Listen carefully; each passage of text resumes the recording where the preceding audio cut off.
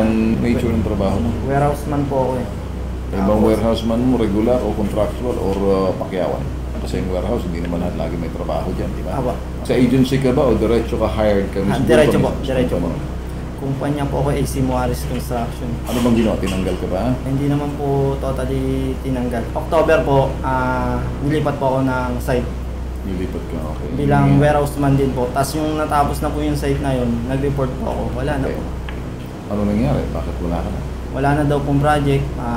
Tawagan na lang kita, balik-balikan na lang. Sa makatuwid per project ka? May project, tinatawagan. Pag walang project, mag-aantay ka.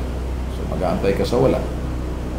Kudyat na yun para magsabi sa'yo, magkahanap ka ng trabaho na hindi per project.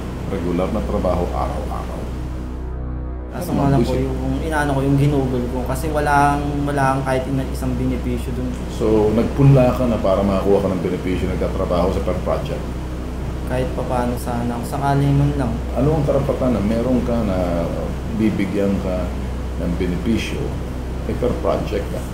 Tinatawag lamang pag may project, pag walang project, wala. Wala naman po total yung sinabing per project kami. Ay kaya nga, pumupunta ka lang pag may trabaho. Ako nga mismo, nalilito kung sa 7 years po, tuloy-tuloy po ako. Ngayon lang po talaga ako. Well, pero ang estado mo per project. Kahit na 10 taon ka pa, kung per project ka per project ka pa rin. Kasi hindi ka regular. Hindi ka regular na talaga nagtatrabaho ka roon na hindi per project. Pero sa panahon ngayon, walang regular.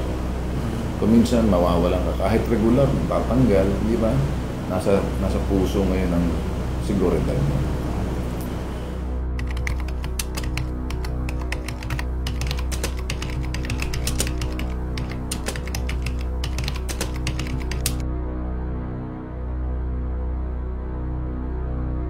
Kung maganda ang pakikitungo mo at ang ugali mo sa kumpanya, magugustuhan ka ng kumpanya. Merong sentimental value para sa kumpanya na, ay kawawa naman, tawagin mo nga, mabait na tao yan eh.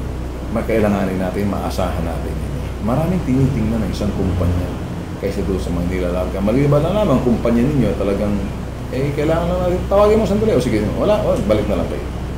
Huwag kang mag-aasam-asam kasi kung ang kumpanya na yun na sinasabi mo, dapat napansin ka na ng kumpanya mo nasa itaas. Mabait yan si Pedro. Huwag mong paarisin. Gawin na natin regular yung sayang. Bakit hindi ka inalok ng gano'n? Ako ba? Kung 7 years ka na, ba't hindi ka inalok nila? Hindi ko sandali alokin ka. Ganun talaga po yung kumpanya namin. O di sa makatuwid, hindi ka mahalaga dahil mga tao roon ginagamit ng kung pag may kangailangan per project nga.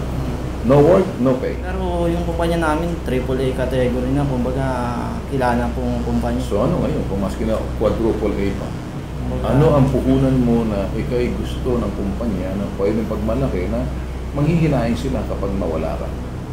Kung sabihin ko sa iyo, ako sa Pentulong, may mga tao ko rito.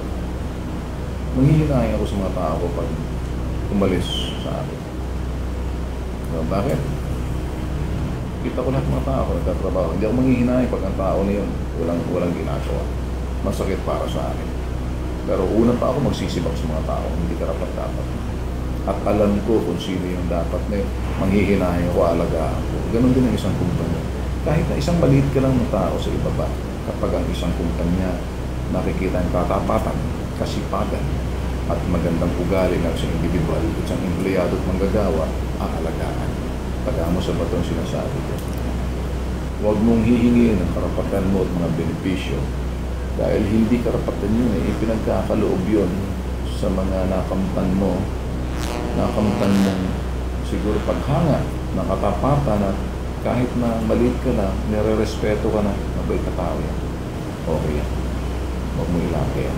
Malalaman ng bisor yan, sasabihin sa itas, saan mo tayo, gusto ko ito eh. Huwag mo ilaki ito, masipag ito. Ito, walang trabaho ito, hindi nagre-reklamo ito. Mapapansin yung mabait. Mahihiwalay yung sinasabing tupa sa kambing. Anong pagkakaiba ng tupa sa kambing? Iba po kasi yung tupa sa kambing eh. Lalo na po sa Biblia. Kaya ba'y Kristiyano? Ako. Anong relihiyon mo? Roman Catholic, Couples for Christ. Lamang masabi mo sa akin na intindihan mo kung ang sinasabi ko. Nakikita ng mga boss kung sino yung tupa at sino mang kambing. Pagka kay tupa, masunurin, mabait, inaalagaan at nakikita ng sinasabing kordero.